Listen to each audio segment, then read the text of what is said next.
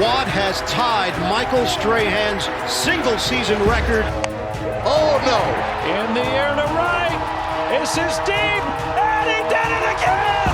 Jack Suwinski wins it for the Pirates. 3 home runs in a game.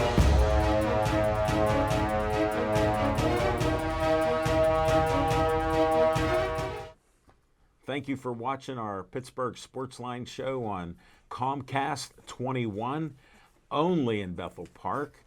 Thanks for watching us on Verizon 32 in Bethel Park and all the way from Nemacolin, Cranberry, Wexford, and the city of Pittsburgh and everything in the greater Pittsburgh area. We appreciate you. We're somewhere around 6,980 some likes on Facebook. We thank you for that. Thanks for all the great feedback and all the good things. We got to promote Pittsburgh Sportsline channel, yes, on YouTube. Pittsburgh Sportsline channel. We're at 113 subscribers. We know Smokin' Jim did it early, and you know he knows thousands of men and women. At least you could get 900 of them to like the page, Smokin' Jim. I need you to work on that. I gave it a shout out at Juneteenth, but I'm not sure if they came through. Well, we're not, disclaimer, he's not racist, he's black, but he talks like that. And anybody's welcome to like my show. And if you're watching us on streaming on Pittsburgh Sportsline Facebook, I'll announce who's watching. And we appreciate all of you. Thanks for the feedback and everything else. I'm Al Levine, the talking machine. Smokin' Jim Frazier is not going to talk negatively about the Pirates. He got free pirate gear. Chip Hayner's back every other week. Chip and Guns are here. Chip is highlighting a true Pirate fan, what they do. Tell them what kind of hat that is, Chip. It's the 2023 4th of July. You're getting a preview. Wow. You got that with... Yeah. Wow, that's This is the new one. Smokin' Jim. Like that. What's unusual, folks, we got to divert a little. Some people actually tell the truth. Like he didn't go to some street in neighborhoods we don't mention publicly unless we're smoking, and he didn't buy it for $5. I didn't get it out of somebody's trunk. And the size 27 yellow shoes he has on today, we got to put that on air later. No, those are banana boats. They are, truly. All right, the other co-host is Nick VIP Callis, otherwise known on 93.7 The Fan, where he's a producer and sometimes host, fill-in. He's called Harry there. And we're going to do our promos like Nick and I combined on, and we're going to start them right now. Pittsburgh Sportsline supports the Pittsburgh Post-Gazette Strikers. I worked there for 36 years. My former union, CWA PPMWS 14842, Pittsburgh Local Mailers Union number 22, is on strike. Even though health care benefits were secured for workers by the union, Post-Gazette management cut them out without the union's approval and still expected workers to show up without any coverage. Please cancel your Post-Gazette subscriptions online or in print. Pittsburgh Sportsline supports the Pittsburgh Post-Gazette Union Strikers. Frank Fanera, owner of Olive Oil's Pizzeria and the Hillcrest Shopping Center on Route 88. Call them at 412-831-1900. Every Tuesday night, Olive Oil's Pizzeria provides the host and the amazing volunteer crew with an XL pepperoni pizza and a full steak hoagie. They are delicious. Olive Oils is proud to support Pittsburgh Sportsline and the volunteers at BPTV. Stay Joey strong. Joey Fabus died at 8 years old of brain cancer known as DIPG. Since then, the family has come together with community members to create the Joey Fabus Childhood Cancer Foundation, a 501c3 nonprofit. Since being founded, they've raised over $100,000. Go to jfccf.org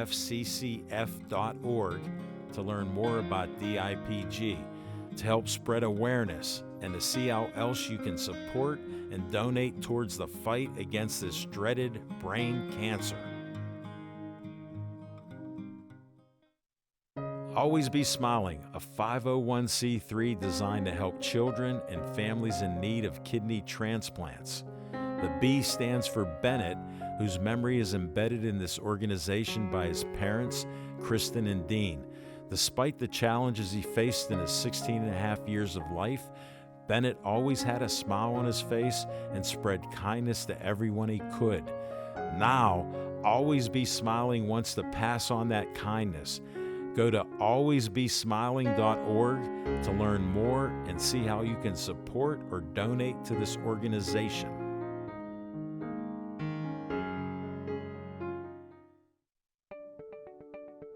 The Bethel Park Community Foundation has money for you. I'm Al Levine, trustee on the board of this great organization.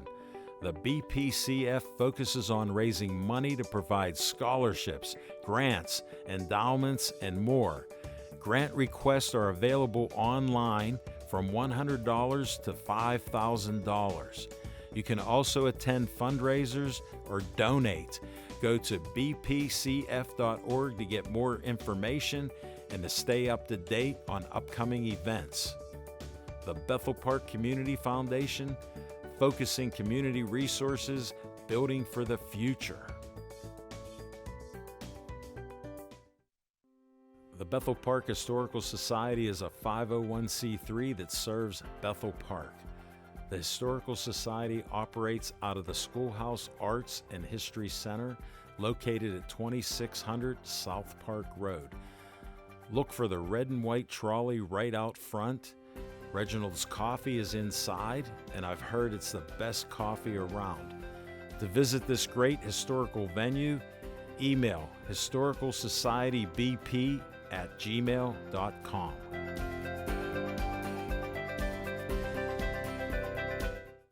The Municipality of Bethel Park presents the second annual Park and Play Series, scheduled to last through the summer and into the fall. All 8 events in this series are free, and most take place in the beautiful parks around Bethel Park. The kickoff event is the Fitness and Fun for All at Village Green Park on Saturday, June 17th. The Park and Play Series also features the ever-popular Summer Spectacular and Fireworks Show, this year to be held on Friday, June 30th. For a full list of events and details, go to bethelpark.net/parkandplay. You can also get updates by following the Municipality of Bethel Park on Facebook. The Bethel Park Park and Play Series. Fun, festive, free. And now this message from BPTV.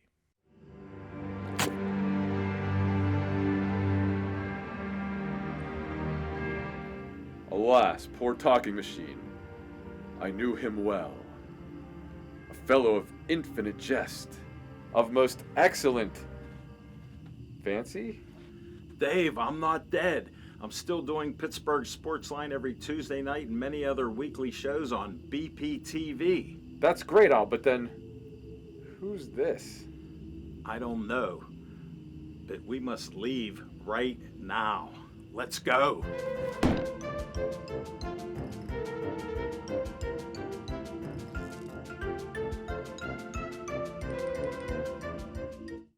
Help save Pittsburgh police officer Jeffrey Crawford. Jeffrey is in need of a kidney donation. He's in stage 5 renal failure and he's on dialysis 3 times a week. He needs this kidney ASAP.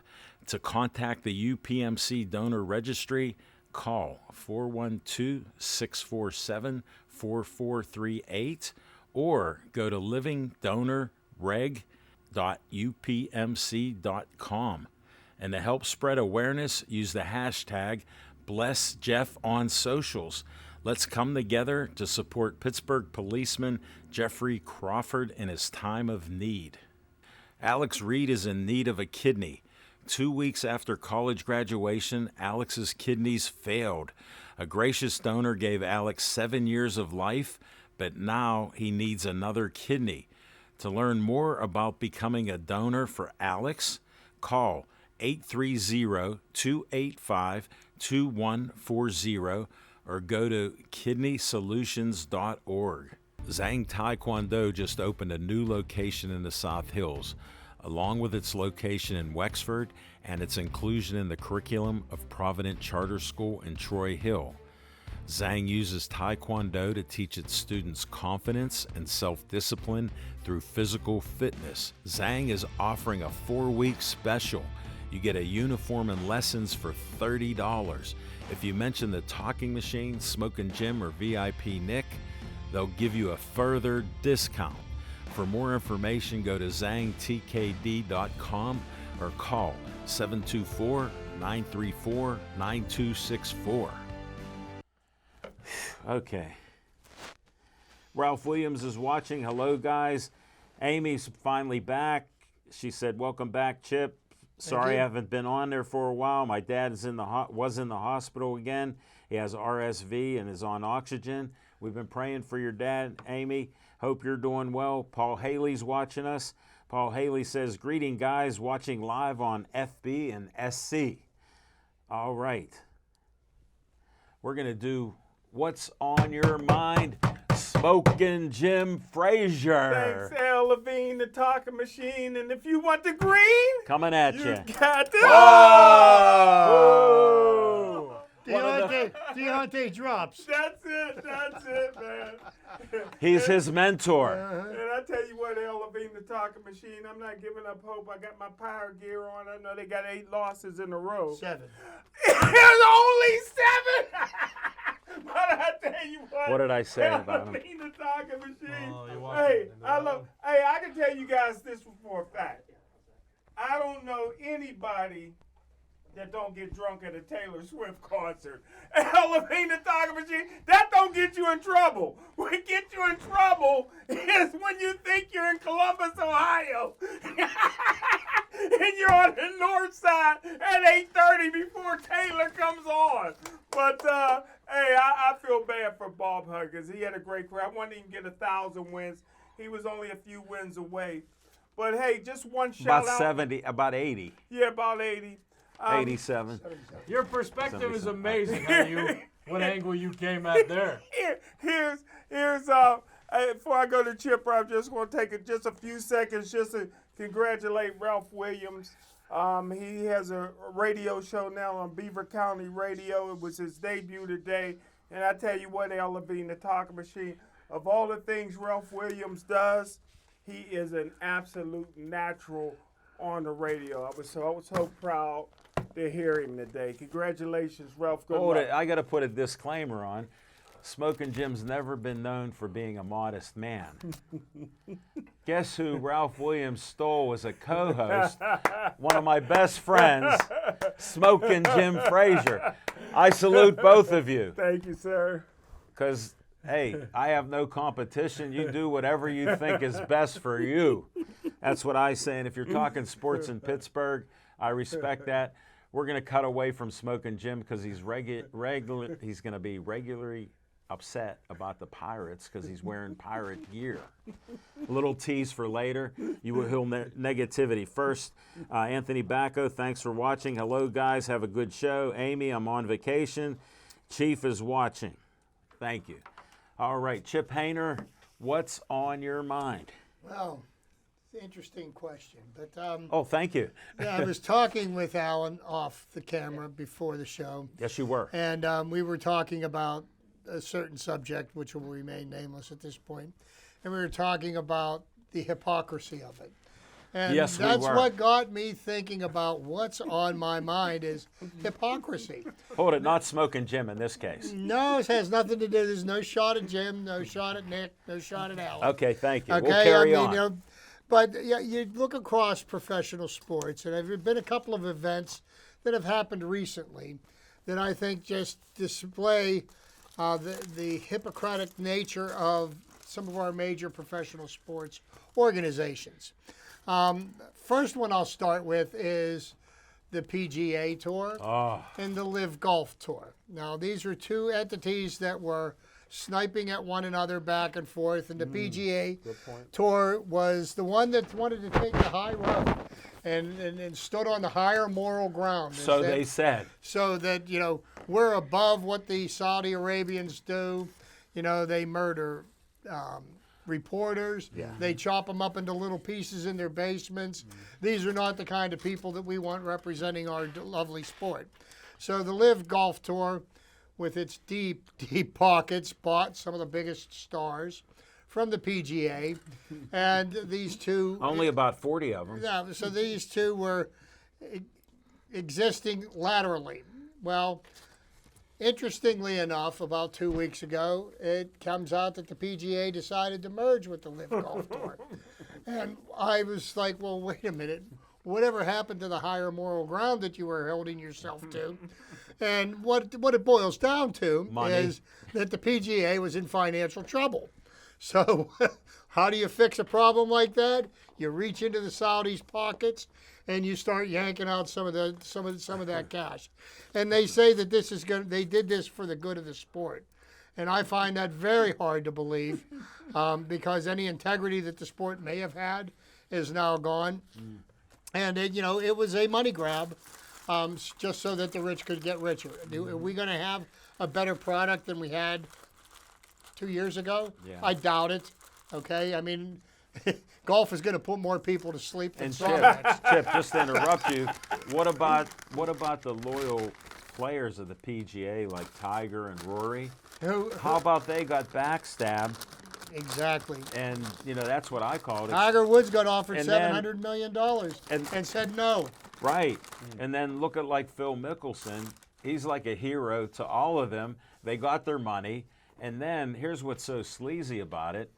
The Saudis, we know they're responsible for whatever they've done, and their money Civil can rights buy, yeah. abuses and all the Yeah, other things. and mistreating women and all that. But the PGA Tour is now going to be a partner with LIV, where the regular PGA is separate, but the PGA Tour was started in the early 1900s, an American institution. Now the Saudis own it. Yeah, How nice is that? Which to me, I expect ratings to kind of nosedive here, and it's going to end up hurting the sport more than it's helping. My second example. Can't wait for this one. Well, Come the on. second example goes right back to the NFL. And we know the NFL has always been suspect because, they claim to be concerned about player safety, and they're going to have just about every team playing on Thursdays because everybody knows that, grown men can, recover in 2 days from the abuse they take on a football field on Sunday and be ready to play on Thursday because that doesn't increase the Risk. player's risk for injury, does it? But, Hold it. How about, before you go on, they believe in, like, people with CTE, like Smoke and Jim suffer, that they think that doing a 17th game won't put them at additional risk. Now, how does that even make sense? Wait, that's until That's why I figured it'd lead in. That's until they come up with the 18th game. And believe me, that's on the horizon. It was before. That's on the horizon.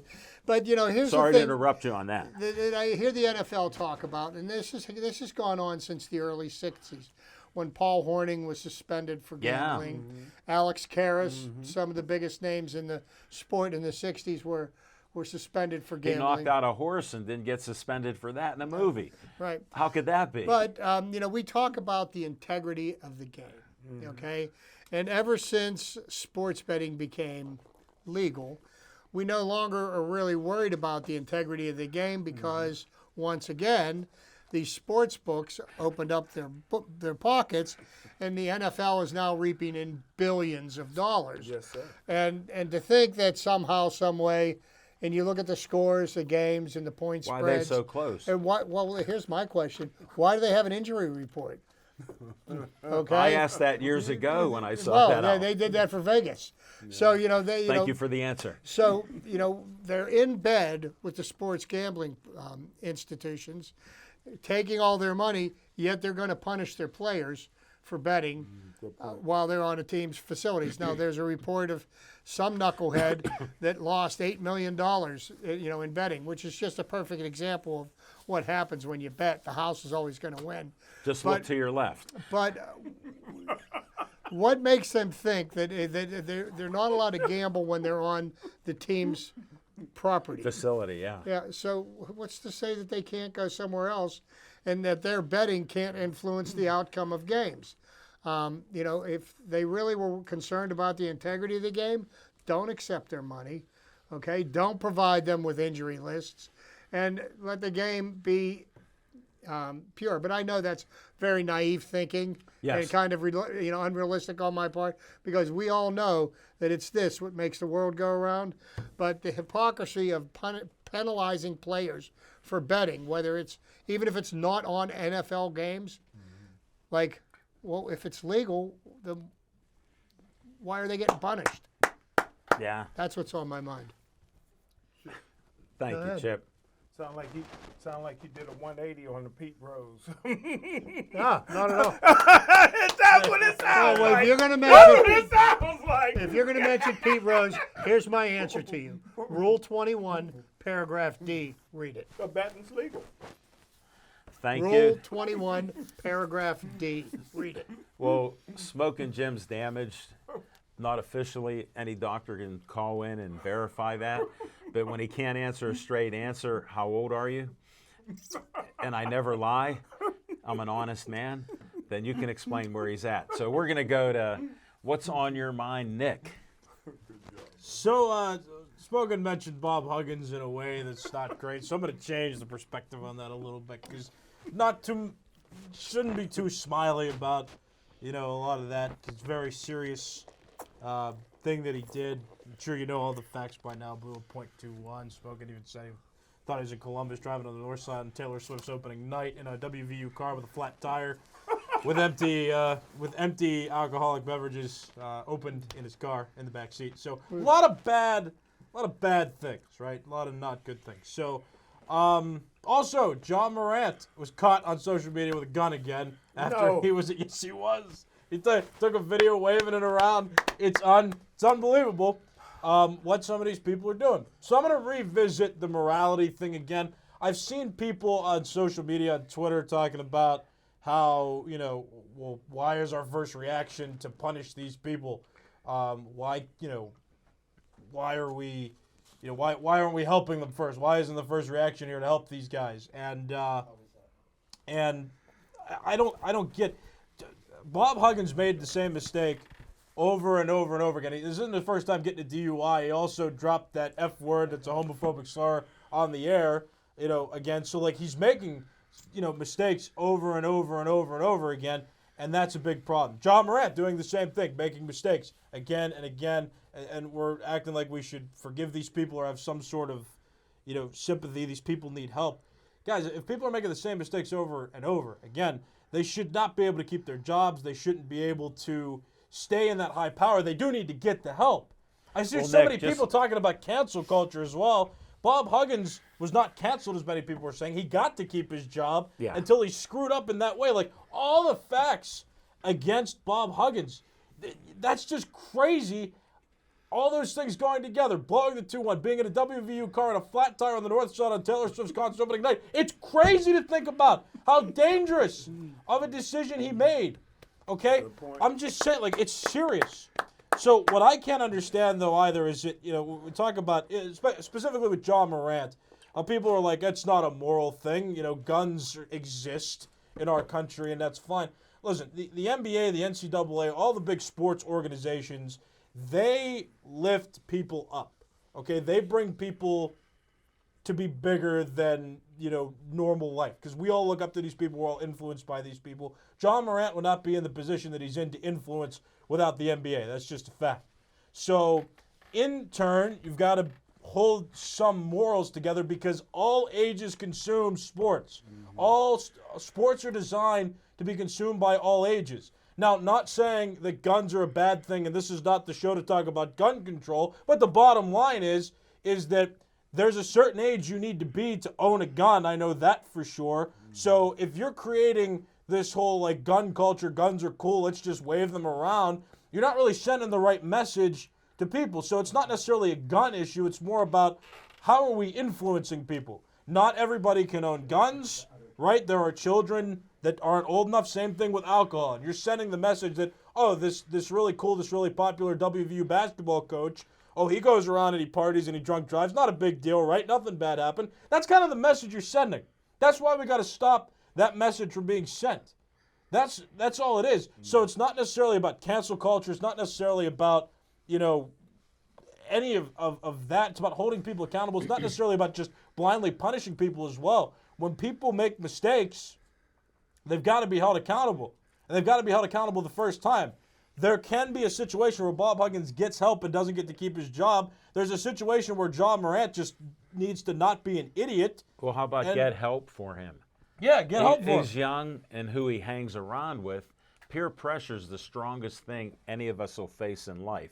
I've seen it. And peer pressure in the NBA, look at how rich he is. Look at the $1 billion he can make. And guess what? It's going to be gone. And I hate that these people. It's going to be gone. These people think that they're so big too. It's the entities, above it's the the law. organizations that are holding these people up. John Morant would not have the same exposure without the NBA.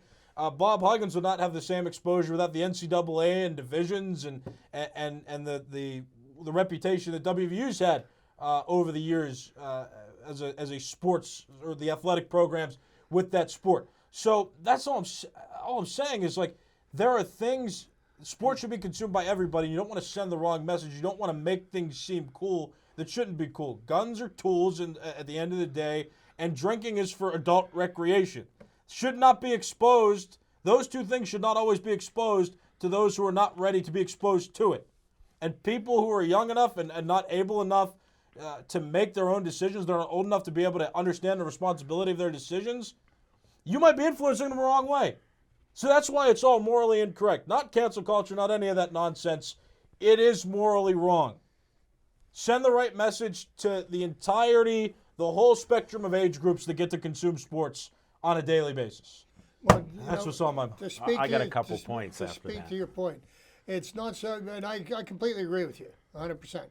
But what we do is we continue to enable these people to be able to make the same mistakes over and over and over again because there is no accountability. Now, Bob Huggins lost his job. Great. John Morant, he's going to get suspended. Well, here's the problem with that. He's already a two-time. Wait, here's the problem with this. He's going to get suspended, and there's going to be a laundry list of owners with a blank check ready to hand it to him the minute his suspension is over. So we're enabling this kind of behavior by continuing to let these people work in the environment. But the problem John Morant has, he's a two-time offender already, and he got caught lying to Adam Silver. So now he'll be a three-time offender. They're saying it could be a year or more. This was before he did this again. They were talking about it because I watch this stuff. And what you're talking about, Nick, we have a right to bear arms in the Constitution. We have, not to get too political, but we have something called the NRA, who infected our whole country. We have more guns than we have people. We have 330 plus million people, and there's like 360 million guns because they don't have laws. We're the only, like, one of the greatest countries out there, but one of the only civilized countries that has mass shootings all the time. And why is that? You have a party of people that have no accountability in our government. You want sports who were helped by Congress and Senate and everything else with being nonprofits. So the parties out there are reinforcing the bad management that the sports put out there to boost up these kids. This is history. A lot of people aren't part of this history. Some of us old school people go, we would have never thought to go in a bar unless we're Plaxico Burress and shoot ourselves. I knew guys that had guns, and they all had permits and were tested and everything else. What happened to that? Now, mental illness is running rampant in our country, especially during COVID. People need that help. But, and this big but is the truth, if you keep doing the same thing again and you're not getting suspended, not getting fired, why would you stop? Yeah. And who, like all these people that want to cancel everything and get rid of it, how about for once help one of these people? Or find somebody in their community that can help somebody like a John Morant, who could have been the next billionaire basketball player, but he's not going to be. Who was going to help Bob Huggins? When I said on the show a few weeks ago, they did a poll with coaches. This was on national TV. They did a poll with the coaches, who would you most want to have a drink with? You know who they said? Bob Huggins. So do you think he was a drinker then and for 30 years?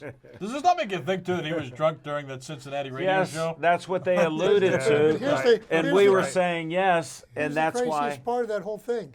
The guy could have a driver that fast. Yeah, He could chauffeur, have somebody drive him from here to Columbus, Well, back and forth, and he was a could drink, company and he vehicle, could too. drink his Was face it? off, and it wouldn't matter. But then, no, he got behind the wheel, and That's so that means that he's comfortable doing that. Let me go over this one more time, Smokin. He was on the north side during Taylor Swift's opening night, blew a 2-1 after driving drunk in a West Virginia University-owned vehicle with a flat tire and open alcohol containers in a trash bag in the back The seat. tire was actually shredded. So the tire went flat. Flat and he shredded kept- into the He tire. kept driving to the point where the tire became shredded. Wow. It was messed up. So that How he you didn't you kill know all somebody? that?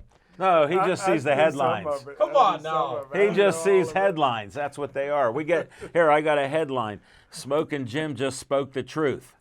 He didn't know. Yeah, that's how bad it was. Wasn't even his own car. And he thought he was Taylor in Swift's opening night in the north side. Terrible. And he thought he was in Columbus? Yes. But this was like at After 8:30. stopping it. This was like 8:30. 8:30. So Yeah, it's Taylor the Swift wasn't sun, on the yet. sun wasn't even down, and he was stiff. How about this too? Corpses don't have that much embalming I fluid heard- put in them. I heard he drove from Columbus and he stopped in Washington for a Whopper at Burger King before driving north on the 79. It's not fun. It's not funny, but it's I know kind of it. funny, but it's not funny. I'm glad terrible. nobody got hurt. Well, that's Yeah. the only good thing about it, except for one man. He hurt himself, just like John Morant. You talk about didn't know about self-destructive that, John people. Morant. These people are self-destructive. They need help. Because why would you screw yourself out of millions of dollars? Why would you screw yourself out of fame? Why would you screw yourself out of being the livingest coach with the most wins at this time? So they did this to themselves. Do they need help? Yes. You tell me how we can help all the millions of people that need it. You give me an answer for that, because the sports will always entitle the players. They'll take billions of dollars from Saudis. They'll take billions of dollars from gambling concerns, and they want integrity of the sport. We would call it you speak with a forked tongue. That's an old school thing, and that means you speak out of both sides of your face. And sorry to get a little crazy with it, but these are my beliefs. I believe the best in everybody, and I want to believe that, but I've been disappointed in my whole life, but it's not going to change me. I'm still going to stay positive, still try to put a good show out to entertain you. And one thing we like to do, well, most of us do, we try to tell the truth. And we don't really tell you what you should believe or what you should do, but we just want the truth out there, and we're trying to make you think.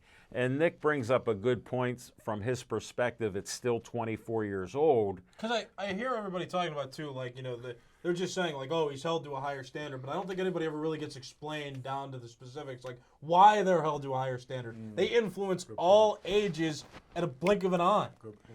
Well, Especially with social media the way it is today. So, I've been saying this for 20 years. A lot of rich ball players, they have 2-cent brains, which means they can't talk to you and I. So if you want a hero, look at your mother, look at your father, look at an uncle, look at an aunt, an older brother, a sister, look at a relative, look at somebody in the military. Pick your heroes there. And the sports people, there's some rarities like Troy Polamalu and a lot of others that do good things. J.J. Watt. Yeah, so, you know, JJ and stuff like that with what he did in Houston. So they can be your heroes if you need a hero. To me, look in your family. My dad was my hero with how he worked a full-time job and he refereed as a side business to keep our family, my 3 sisters and mother and dog and cat and, you know, fish, well fed. And he did his job. So why don't we get back to some of those things? Then a young man like this won't realize, oh, they're just entitling these guys. Well, yeah, let them do it, because we're not following them except to watch what they do. Throw better than you, dunk better than you, hit a golf ball better than you. Okay, I can do that. I watch the show, but they're not my heroes.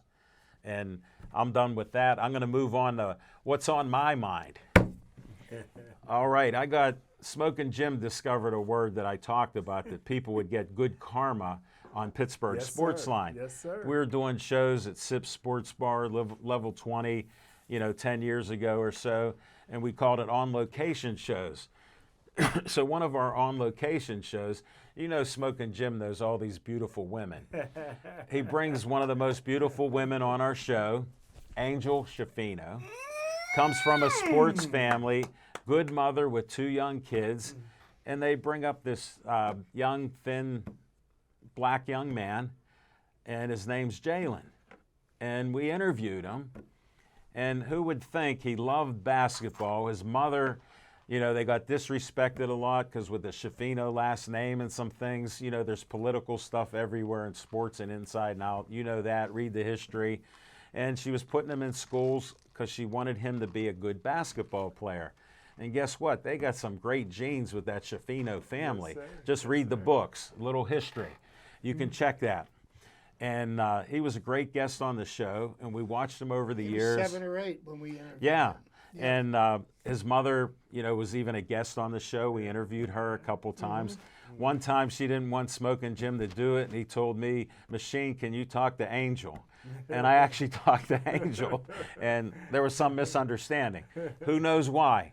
So now we have a Pittsburgh Sportsline first ever with a young man that did great at Indiana University, Jalen Hood Schifino. He got approved to be on draft night with the NBA Thursday night because of the first round picks. I predict here he will get picked in the first round. I'm not sure if it's in the top 12, but he's going to get picked in the first round, and that's the good karma from Pittsburgh Sportsline. There you go. I saw some draft. What are they saying? Mock drafts, and I saw one where he wasn't even in the first round. The last mock draft, I saw him going 14th or 15th in the first round. Yeah, and that would be really, really something special. Yeah. Because his mom and her brothers, they played at that place just west of Monroeville. You got the good compass out. We respect that. And just legendary sports people and his family, and it's just great to hear something like that. So I just wanted to put it out there. Watch for Jalen Hood Schifino somewhere in the top 15. You got it from Chip and I. We were watching him, and Steph and I were watching him in March Madness, and I said, you remember up at Sips?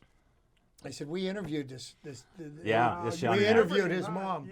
Oh, yeah. I'm like, we interviewed his mom. And I've been following him when, from the last 2 high school teams he played on won national championships. Yeah, look at where she got him in the schools. And she originally had verbally committed to Pitt. Yes. And then he decided to rescind that, and he went to Indiana. Good point. Isn't it nice to finally have a Schifino with a good attitude? I'm not touching that one. I'm not touching that one. We're going to move on. We're going to go. I hate to do it. We're feeding right into the monster. Yeah, Smoking Jim's a monster. The evil dark side's coming out. I'm not talking black or white, but evil.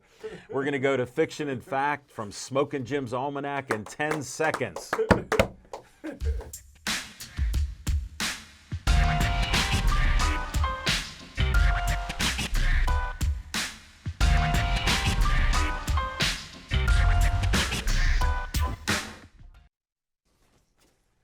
Thanks, Al Levine, the talking machine. Congratulations again, Jalen Schifino Hood, and Angel is fine as she can be, ain't she? Schifino. I think I already said that. Yes. Woo! Nice glasses. Thank you, sir. Hey, this one is I'm going to be called the Same Old Steelers. Same Old Steelers. In 1937. Oh, that's Smoking Jim. I grew up with that was SOS. Same Old Steelers. SOS. Yep.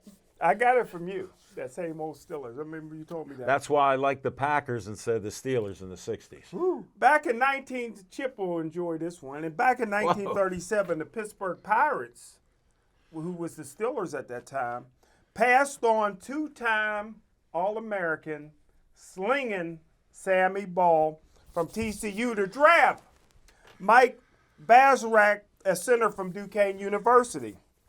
After Bastrach signed with the Steelers. He broke his leg and only played 2 seasons. Sammy Ball went on to set an NFL record for completions as a rookie, led the league in passing. He also led Washington Redskins to an NFL championship game over the Bears.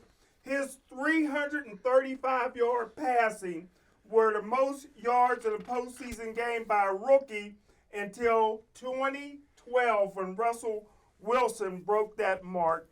Sammy Ball, 10-time Pro Bowler, Hall of Fame, and the first person inducted into the NFL Hall of Fame. Pittsburgh Steelers missed out on one. They could have had Sammy Ball, but they went to Duquesne for a Smoking center. Jim, how many other Same old Steeler. how many other quarterbacks did they do that to? Yes. And you know why they did it? Art Rooney used to be a drinker. Wow. Go back in the books. He didn't drink and drive, though. No, he owned a brewery and they drove cars for him. They didn't had have horses back He then. didn't have to. He never left the north side. Oh, man. Everywhere he needed to go, he could walk, including church. Thank you, Smoking Jim Frazier. You're welcome, sir. All right, we're going to go to Chip's trivia time right now in 10 seconds.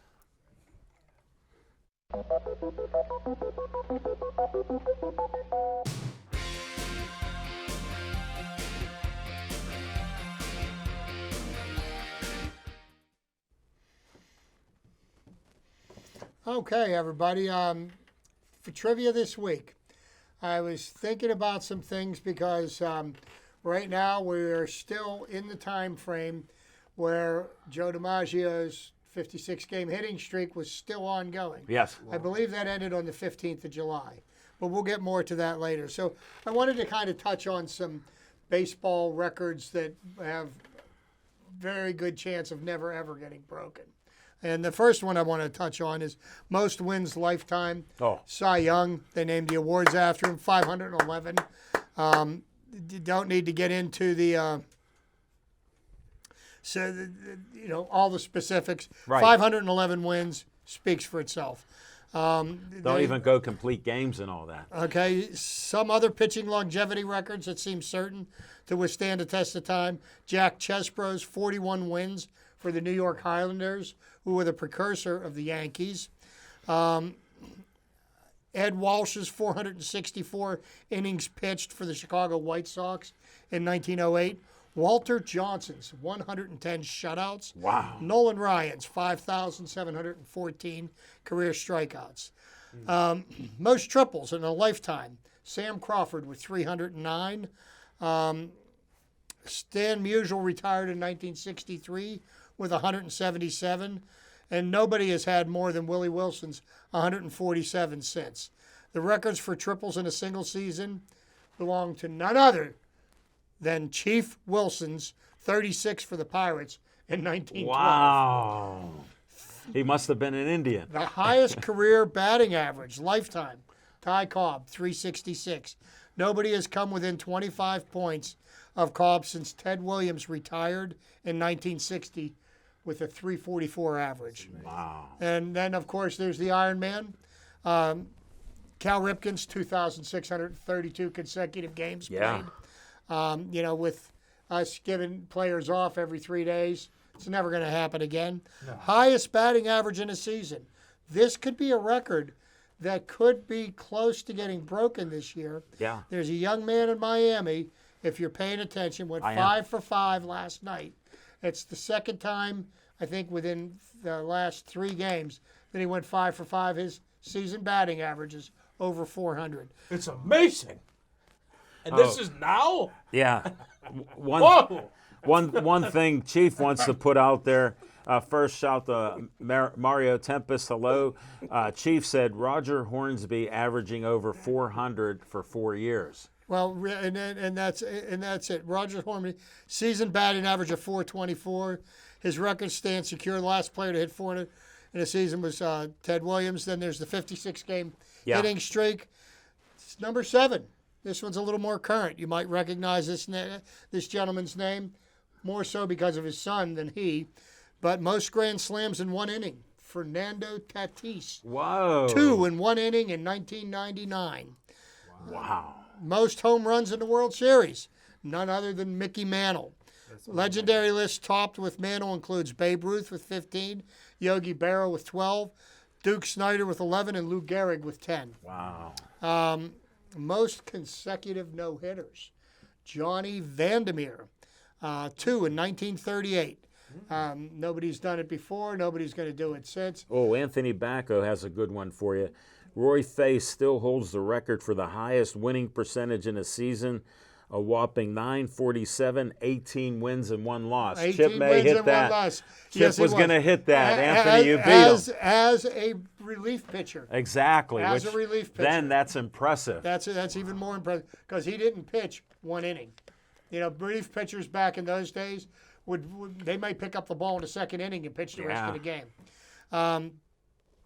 Toughest batter to strike out, Joe Sewell. Whoa. 114 strikeouts in 7,132 at-bats. That is an incredible statistic. He was a perennial 300 hitter, but Aaron Judge has already done that for the season. But the one last record that I would say will never be broken. Okay. And I'm going to go back to a Pittsburgh Pirate. I think I'm going back to the summer 1957. It was in May. Whoa. Harvey Haddix Yes. pitched 13 innings of no-hit baseball before he lost his no-hitter and the game. And nobody will ever do that again because they don't keep him in. They pitch counts. You know, they get 100 pitches under their belts, and that's it. They're going to pull them. But just think about that: 13 innings of no-hit baseball. That is incredible. That's all. Me being a pitcher, I always respected that and loved that story. Smoking Jim? We being pitchers. No, we have no record of that. Do you think, and maybe Nick can help me out on this too, and El Levine, the Talker Machine, and Johnny, do you think that anybody? Johnny who? Do you think anybody ever get 4,000 hits? No.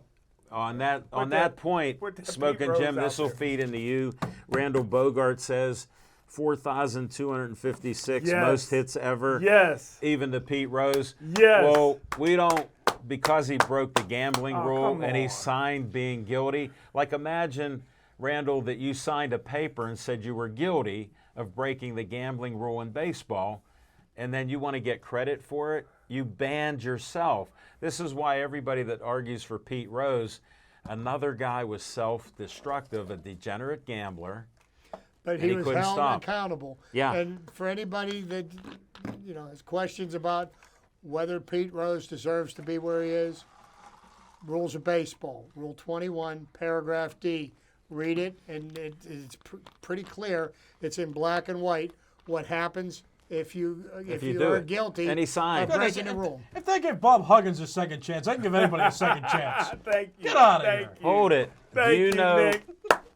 in baseball that the baseball players wouldn't gamble on the games, but they'd gamble on horses? I got you on a hook, didn't I? That was just supposed to be a swift No, comment. well, your comment has such a long history that's why they all loved, gambling on horses.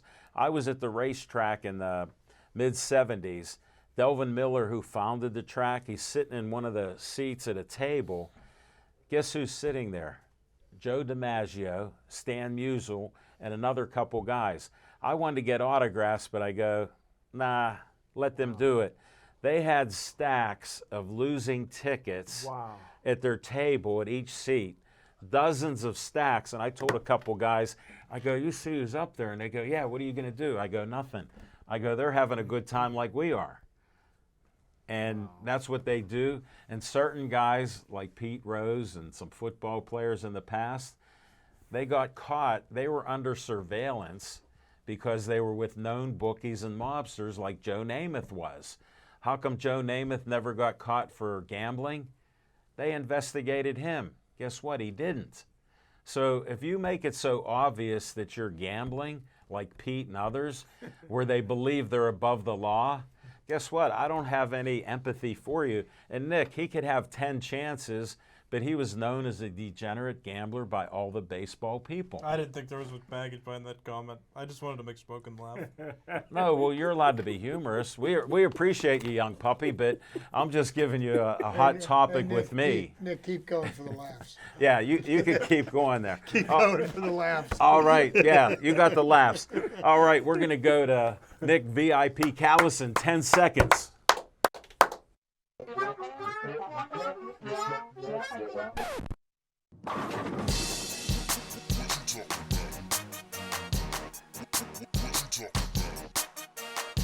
I crushed it. The Pirates have a problem with the catching position. It's not good, and I think I'm finally just jumping off the Austin Hedges wagon here for a second. But here's why. It might not be for what you think, okay? Eddie Rodriguez, a very highly touted catcher in the minor leagues in AAA, talking about how he's better than AAA. He doesn't need to be in AAA anymore. He's ready for the majors. Self-proclaimed hero. Good for him. The Pirates clearly don't think that he's good enough to play in the major leagues because they caught up Henry Davis after he spent 12 or 13 days in AAA. 421 bats in the minor leagues. You bring him up, he's a catcher, and he's playing right field. I object to this whole course of talk. But here's the twist. I object. Here's the twist. He's playing right Couldn't keep it field, in. and that's kind of where I am. And not only is he playing right field, but they're keeping both Jason DeLay and Austin Hedges on the roster. What did Shelton say today? He said something about metrics, and he trusts them, and the pitchers trust Hedges. And we have the best catching combo in baseball. You're wrong, Derek Shelton. I hate to say it. Thank you. I was your straight man. Carry on. You're wrong about that. I did hear that. And, Shelton said a lot of things, and Shelton says a lot of things because Shelton's the manager. So sometimes I don't really care what Shelton says, although, Hold it. You're saying a lot of things, and I care about it. Well, that's great, but Shelton's You're my co-host. Shelton's not going to go out there and say, we're screwed. He's not going to say that. He's going to say, yeah, everything's great, everything's fine, good for us. So he did it. Here's what I mean. When you bring up Henry Davis, I expect Henry Davis to catch, especially when the Pirates are in the middle of a 7-game losing streak. And as of this moment, they're losing to the Cubs 1-0. So, if you're going to bring Henry Davis up, if you're thinking about bringing Eddie Rodriguez up, let them catch. Let them catch. Don't play the outfield. Let them catch. Jason DeLay, I think, can be sent back down. He's been struggling massively. I don't think that both he and Austin Hedges need to stay on the roster. I think Austin Hedges would be serviceable as a split catcher, split time with Henry Davis. Henry Davis can't make things worse. They're in the middle of a 7-game losing streak. He can't make things much worse. So I've supported Austin Hedges before when he was the guy. Now the Pirates are saying, okay, Henry Davis is good enough as a hitter to make the leap, but we're going to play him in the outfield. I don't love that. I don't think it's a good move, and I borderline hate it. It can be exciting that he's come up and he's making his debut, but it just feels off. It doesn't have the same sort of feeling that it would because he's not playing his primary position. Well, here, we're watching him play a position that he's being shoehorned into, and I'm not a fan of that. So if you're going to bring him up, let him play catcher. And Austin Hedges batting, 175 or something like that with an OPS under 600. He's got to go if Henry Davis is on the roster. Him or Jason DeLay. One of those two has got to go. I got to ask you one question.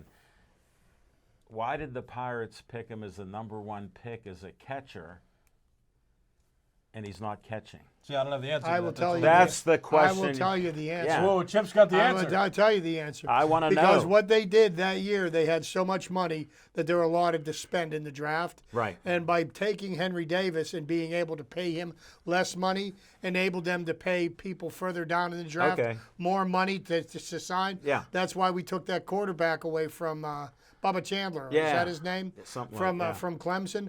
So that was the tactic that they it was about the the logic money. that they used. And That's what I besides need that, to know. the Pirates I hate the that Pirates even more. minor league system. That's my point. The Pirates minor league system was devoid of catching talent. Right. But we had heard that for years. and I understand what Nick is saying, and I can't say that I disagree with a lot of what he is saying. But here's what the thing is. The Pirates' problems right now are many, and who's catching for them isn't the most pressing. What do you mean it's not? The catcher's batting 175. That's terrible. You The should know teams- that. the teams- Counting these 400 hitters and the- stuff. the- 175. The team's ERA, okay, Don't wanna starting hear that. pitching I don't care is about over that. 7 in this 7-game He's an run. automatic- That is a bigger problem than who's catching. Look me in the eye and tell me batting 175 isn't an automatic out. Okay, it's not an automatic out. Because 1.7 times out of 10, it isn't. Come on. Come on. Well, we're getting a little off subject, but they're losing streak. They're losing streak. If the catcher's so important, how did we give up 52 runs in 7 games and we only scored 17? So your argument with we need hitting makes sense. So why are they ignoring it? Put him in need there. pitching. Yeah, but let Rich Hill pitch to Davis. You got a guy with 19 years experience. Davis can just sit there, throw me the ball. I thought you were going to say let Rich Hill pitch every night. No. Just one game. Just one game per week. Let him pitch to Davis, and he doesn't have to worry about calling a game correctly. Rich Davis will do what he wants. Rich Hill. Yeah. I'm combining both. Names. Yeah. Don't you have a segment? Yeah. Okay. I wanted to do it, but we got 1 minute and 57 seconds. On location in 10 seconds. It's a short one.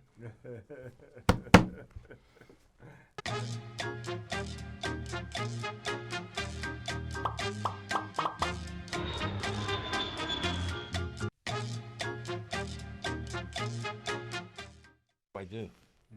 On location. Oh, it's still up there. Okay. On location. Monsville Prison coming up in August. We're waiting for that. We heard rumors that Ray Schaefer Boxing Association may have a boxing event coming up with Colleen Chaos Davis in July. So we may have a couple little things going on. So it's short and sweet.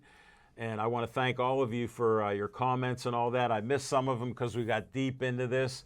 I got a little too deep because I have this history of trying to be on the right side, not the wrong side.